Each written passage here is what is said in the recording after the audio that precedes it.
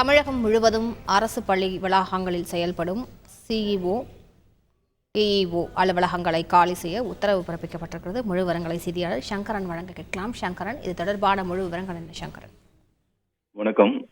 தமிழகம் முழுவதும் மாவட்ட முதன்மை கல்வி அலுவலகங்கள், அதே போன்று மாவட்ட கல்வி அலுவலகங்கள் அரசு பள்ளி வளாகங்களில் தான் இயங்கி வருகின்றன. சென்னையில் கூட எழும்பூரில் அரசு பெண்கள் மேல்நிலைப்பள்ளி வளாகத்தில் மாவட்ட முதன்மை கல்வி அலுவலகம் இயங்கி வருகிறது. இதுபோன்று பல்வேறு மாவட்டங்களிலும் அரசு பள்ளி வளாகங்களில் தான் இந்த மாவட்ட கல்வி அலுவலகங்கள் என்பது இயங்கி வருகின்றன.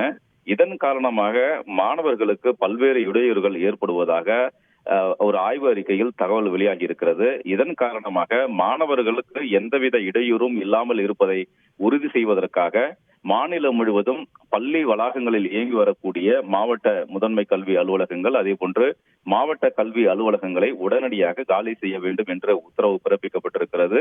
இது தொடர்பான உத்தரவுகளை மாவட்ட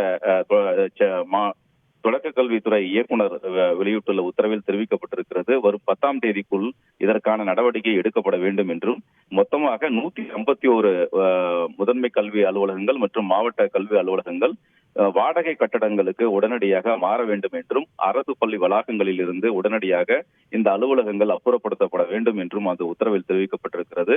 மாணவர்களுக்கு எந்த வித இடையூறும் இருக்கக்கூடாது. மேலும் அவர்களுக்கு தேவையான கட்டடங்களை கல்வி அலுவலர்கள் ஆக்கிரமித்திருப்பது சரியல்ல என்றும் தெரிவிக்கப்பட்டிருக்கிறது. இதன் காரணமாகவே கூடுதல் வகுப்பறைகள் எல்லாம் மாணவர்களுக்கு கிடைப்பதை உறுதி செய்யும் வகையில் இந்த நடவடிக்கை எடுக்கப்பட்டிருக்கிறது.